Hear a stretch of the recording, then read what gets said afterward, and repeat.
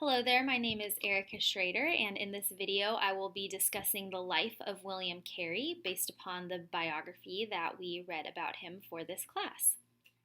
William was born in 1761, but the important part of his story really begins when he began an apprenticeship as a young boy for a shoemaker. It was in the shoemaker's shop that a fellow co-worker began engaging Carey in conversations that were centered on the gospel. And it was through these conversations that ultimately led to Carey becoming a Christian. He was later baptized as a believer. In 1785, shortly after he was married, Carey accepted a pastorship at a church in Moulton. He was there for 4 years before he accepted another pastorate of a Baptist church in, forgive me if I butcher this name, but I believe it's Leicester, where he pastored there for some time. It was while he was the pastor at that church that he published what was called an inquiry into the obligations of Christians to use means for the conversion of the heathens. This was basically William's treatise on modern missions, and in this inquiry, he kind of upturned the popular belief at the time that the apostles were the only ones who were required to fulfill and, in fact, had fulfilled the Great Commission. Carey's view on missions was different, however, in that he believed that Jesus was calling his church to continue to spread the gospel and continue to take the word out into the world. That same year that his inquiry came out, he met with a few other gentlemen, and they ultimately ended up launching what they called the Particular Baptist Society for Propagating the Gospel Among the Heathen. It was through that society that he and John Thomas were elected and commissioned to be missionaries in Bengal, India. And they arrived in Bengal in 1794. It's interesting that only 3 years after his arrival, William had his first draft of the New Testament ready in the Indian language.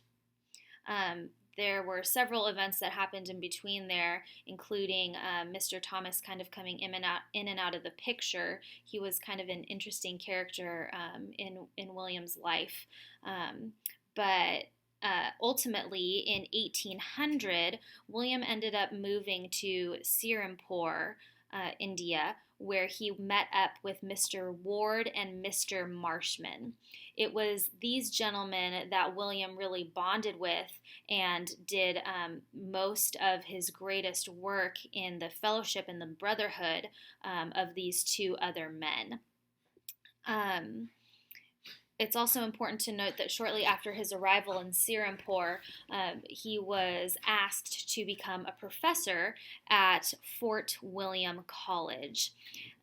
Although his co-workers were slightly concerned that this may distract him from his work that he ultimately came there to do, which was missions and sharing the gospel, they ultimately decided to support him and encourage him in accepting that professor role. And it's neat to see that that in fact did not deter him at all, because in that same year is the year that the New Testament was actually published, which Carey had translated himself in the Bengali language. This was a huge accomplishment for William and for the rest of the missionaries. William Carey ended up dying in 1834.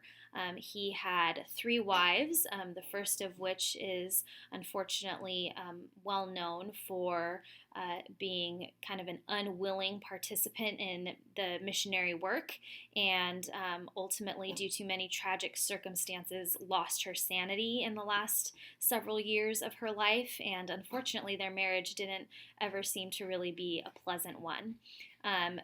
William was married two other times after that. His second wife, the book notes, was truly the love of his life, and he ultimately asked to be buried next to her.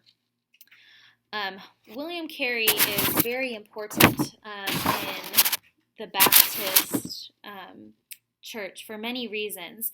First of all, like I noted regarding his inquiry, he really challenged the notion that was going around at the time that missions wasn't important, and that the church was not called to go into the world and share the gospel. It was really his inquiry that changed that whole way of thinking and called the church to a different standard. The other thing that's important about William Carey is that he wasn't just this man in an ivory tower shooting off these ideas, but he really had a heart and lived a life that exemplified what it was that he talked about and what it was that he was convicted of. And it's so evident in his biography that God is the one who gave him the heart for these unreached people groups and the heathen, as he called them, that so desperately needed to hear the gospel and needed to have the word of God in their own language. Carey ultimately translated the entire Bible into 6 different languages during his lifetime, which really speaks to his determination and faithfulness in the work that God had called him to.